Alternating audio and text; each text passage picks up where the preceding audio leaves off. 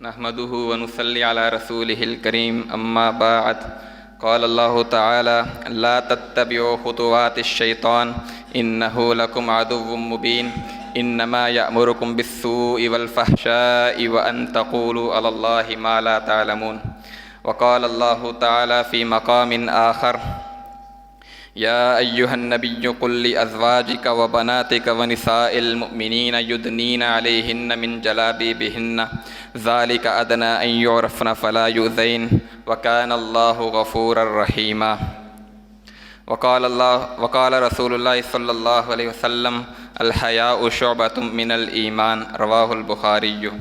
محترم سامعین، مغربی معاشرہ ایک کینسر زدہ معاشرہ ہے جس کے اخلاقیات اور سلوکیات بری طرح اخلاقیات کا دیواریہ بری طرح تعفن میں لپٹا ہوا ہے۔ یہ بے حیائی کا یہ معاشرہ عورتوں کی آزادی کا نعرہ لگاتا ہے۔ عورتوں کی آزادی کا ان کے نزدیک مفہوم یہ ہے کہ انہیں دینی آداب اور شرعی احکام سے آزاد کر دیا جائے، انہیں روشن اور آزاد خیال بنا دیا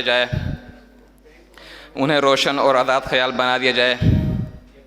کبھی فیشن کے نام پر بے حیائی کی دعوت، کبھی آزادی کے نعرے لگا کر بے حیائی کی دعوت، اور کبھی ویلنٹائن ڈے کے نام پر مسلم معاشروں میں بے حیائی پھیلانے کی مذموم کوششیں، یہ سب مغربی ایجنڈے کے تحت مسلمانوں کے خلاف سازشیں ہیں تاکہ مسلمانوں کے معاشرے میں بے حیائی کو پھیلا دیا جائے اور مسلمانوں کے معاشرے کو تباہ کر دیا جائے۔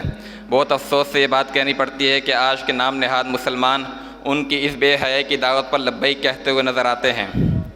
اسی طرح جو لوگ مسلمانوں کے معاشرے میں بے حیائی کو پھیلانے کی کوشش کرتے ہیں، اللہ تعالیٰ نے ان کے لیے وعید بیان فرمایا کہ ان الذین یحبون ان تشیع الفاحشۃ فی الذین آمنوا لہم عذاب علیم فی الدنیا والآخرہ واللہ یعلم وانتم لا تعلمون۔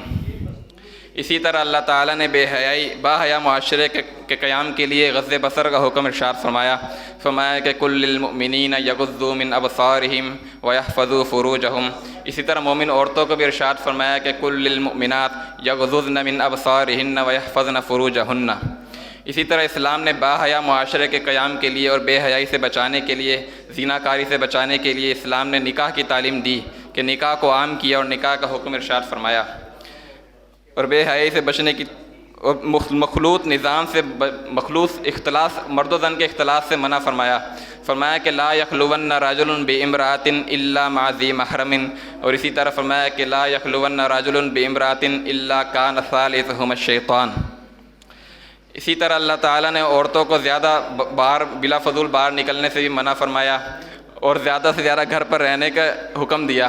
فرمایا کہ وقرن فی بیوتکن ولا تبرجن تبرج الجاہلیۃ الاولی۔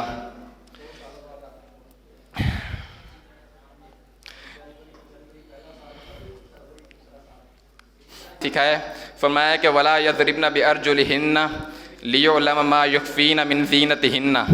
اسی طرح انہیں بات چیت کے آداب بھی سکھائے، فرمایا کہ فلا تخضعن بالقول مرض وقلن قولا معروفا۔ یہ سب وہ آداب ہیں کہ اللہ تعالیٰ نے، دین اسلام نے ہمارے کو اس لیے سکھایا کہ باحیا معاشرہ قائم ہو سکے۔